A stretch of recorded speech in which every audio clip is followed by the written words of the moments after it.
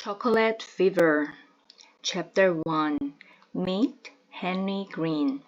There are some people who say that Henry Green wasn't really born, but was hatched, fully grown, from a chocolate bean.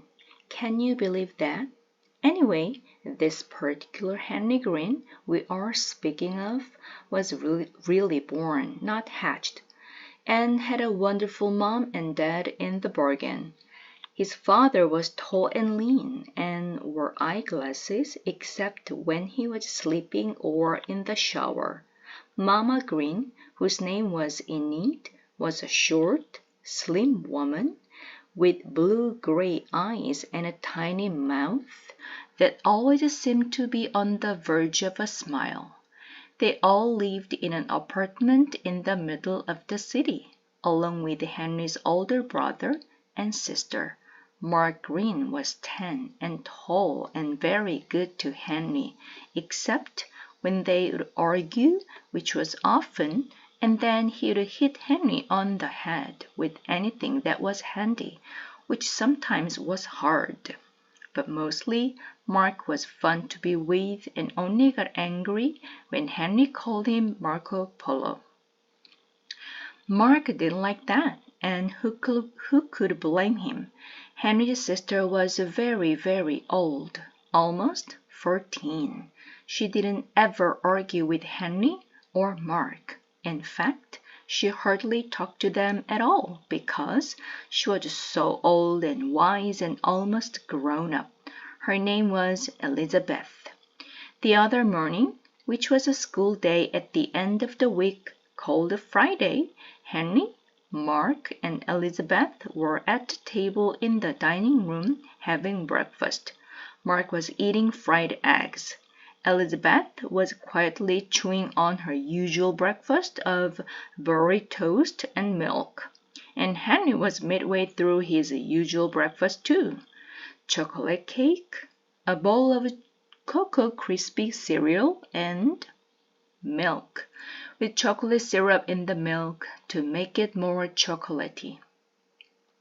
Washed down by a big glass of chocolate milk and 5 or 6 chocolate cookies. Sometimes, when it was left over from the night before, Henry would have chocolate pudding too. And on Sunday mornings, he usually had a chocolate ice cream. The truth was that Henry was in love with chocolate, and chocolate seemed to love him. It didn't make him fat.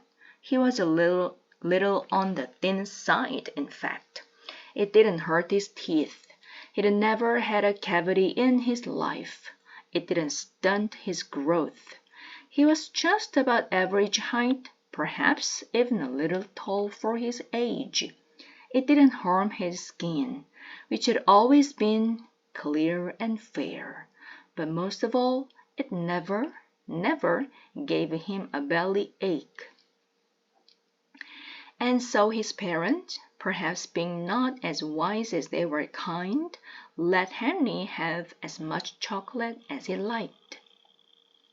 Can you imagine a boy having a chocolate bar sandwich as an after-school snack?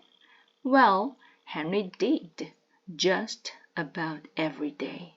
And when he ate mashed potatoes, just a few drops of chocolate syrup swished through seemed to make them taste a lot better. Chocolate sprinkles sprinkled on top of plain buttered noodles were tasty too. Not to mention a light dusting of cocoa on things like canned peaches, pears, and apple sauce. In the Green's kitchen pantry, there was always a giant supply of chocolate cookies, chocolate cakes, chocolate pies, and chocolate candies of every kind. There was ice cream too. Chocolate, of course, and chocolate nut, chocolate fudge, chocolate marshmallow, chocolate swirl, and especially chocolate almond crunch.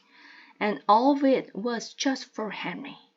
If there was one thing you could say about Henry, it was that he surely did love chocolate, probably more than any boy in the history of the world.